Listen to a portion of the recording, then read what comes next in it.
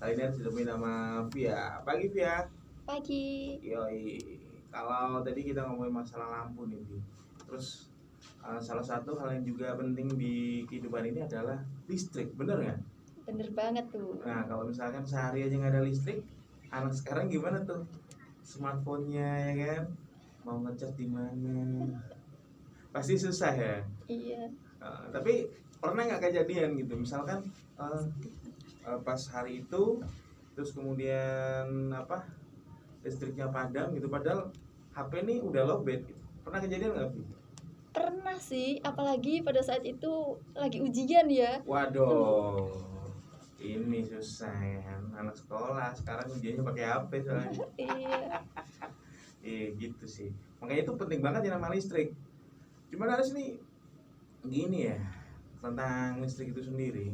Soalnya juga nggak terlalu yang tahu banget tuh ya ini dulu sejarahnya kayak gimana, terus kemudian siapa yang nemuin kayak gitu kan.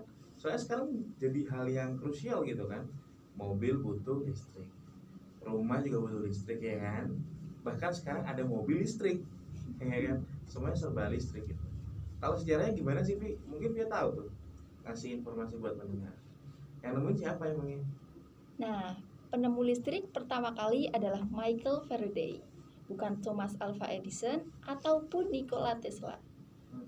Michael Faraday merupakan seorang ilmuwan Inggris yang lahir pada 22 September tahun 1791 di Newington, Bath.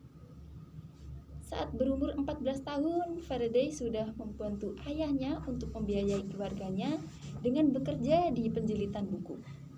Nah, dari situlah Faraday menemukan hobi untuk membaca buku, terutama buku kimia dan fisika. Di umur 20 tahun, Faraday rajin mengikuti ceramah ilmiah. Salah satunya, ilmuwan yang dia ikuti adalah Sir Humphrey Davy, seorang ahli kimia terkenal dari Royal Institution dan Royal Society, serta pendiri City Philosophical Society John Tatum. Inilah sosok yang memiliki pengaruh besar pada pemikiran Faraday untuk menghasilkan penemuan-penemuan listrik. Singkat cerita, di tahun 1831, Faraday mengemukakan sebuah penemuan pertama yang sangat penting di dalam dunia kelistrikan, yaitu Faraday mengemukakan bahwa apabila magnet dilewati potongan kawat, maka aliran listrik akan masuk ke kawat, yang kemudian magnet berjalan. Kondisi tersebut dinamai pengaruh elektromagnetik, yang juga temuan tersebut diberi nama hukum Faraday.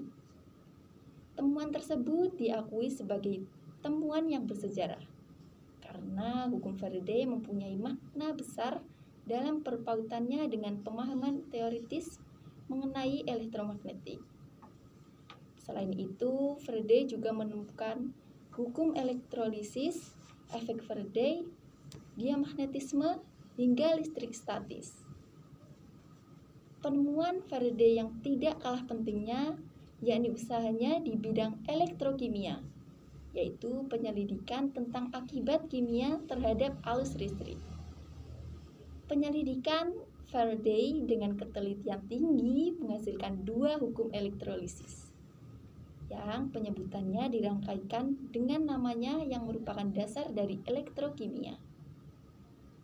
Dia juga mempopulerkan banyak sekali istilah yang digunakan dalam bidang itu, seperti anoda, katoda, elektroda, dan ion.